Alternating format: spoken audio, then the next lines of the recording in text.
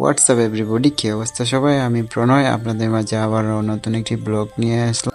কেমন আছেন সবাই? আজকে আমি আপনাদেরকে দেখাবো জগদীশপুর চা বাগানের ঐতিহাসিক যে উৎসবটি 16 প্রহর করা হয়, তারই জন্য আজ আমি জগদীশপুর চা বাগানে এবং আপনাদেরকে দেখাবো বাগানের মানুষ 170 টাকা দিন মজুরিতে কাজ করে, কিন্তু তারপরও লক্ষ লক্ষ টাকা খরচ করে একটি উৎসব আয়োজন করে। এর থেকে বড় আর কোনো কিছুই হতে পারে না। প্রথমত জগদীশপুর চা বাগানের সৌন্দর্য নিয়ে কথা বললে, সৌন্দর্যের দিক দিয়ে আসে তাদের মন্দির। আসলে তারা এত সুন্দর একটি মন্দির তৈরি করেছে, অসংখ্য ধন্যবাদ এত সুন্দর একটি মন্দির তাদের উপহার দেওয়ার জন্য। আমি সর্বপ্রথম ভক্তি দেওয়ার জন্য সিঁড়িতে ওঠার সময় একটি কুত্তা দেখতে পাই। আপনারা লক্ষ্য করলে দেখতে পারবেন কুত্তাটি একই দিকে চেয়ে রয়েছে, ভগবানের প্রতি দৃষ্টি আকর্ষণ করে চেয়ে রয়েছে। এ থেকে বোঝা যায় সেও ভগবানের প্রতি ভক্তি শ্রদ্ধা জানাতে এসেছে। তারপর আমি ভগবানের প্রতি শ্রদ্ধা জানিয়ে ভগবানকে ভক্তি করি এবং প্রার্থনা করি।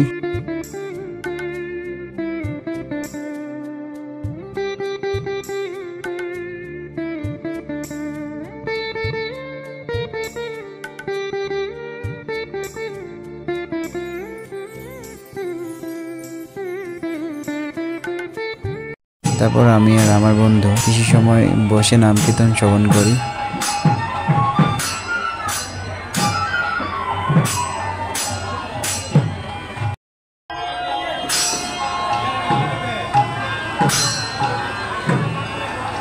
তারপর সেখান থেকে এসে আমরা প্রসাদ গ্রহণ করার জন্য প্লেট নিই, এবং আমি ভেবেছিলাম বৃষ্টির কারণে হয়তো মানুষ অনেকটা কম হবে, কিন্তু না, সেখানে অনেক মানুষ।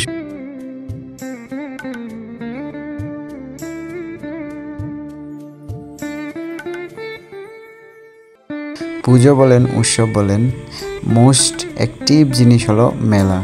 মেলা আসে বাগানে, তো আমিও একটি জিনিস নেওয়ার চেষ্টা করেছিলাম এখান থেকে, কিন্তু দোকানদার দিদিমার খেপে যায়, তাই আর নিতে পারলাম না।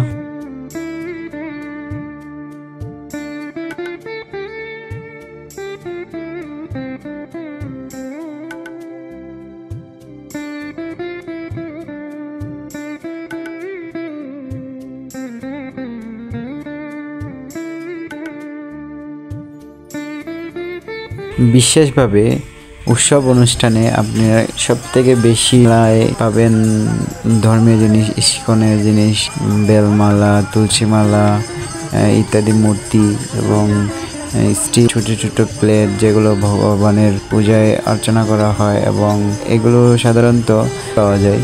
আর মালাগুলো অনেক সুন্দর সুন্দর হয়।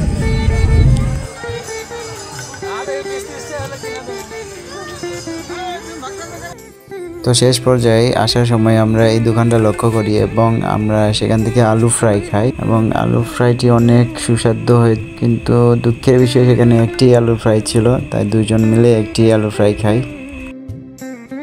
যারা যারা এখনও আমার পেজটি ফলো করেননি, তারা অবশ্যই এই পেজটি ফলো করবেন।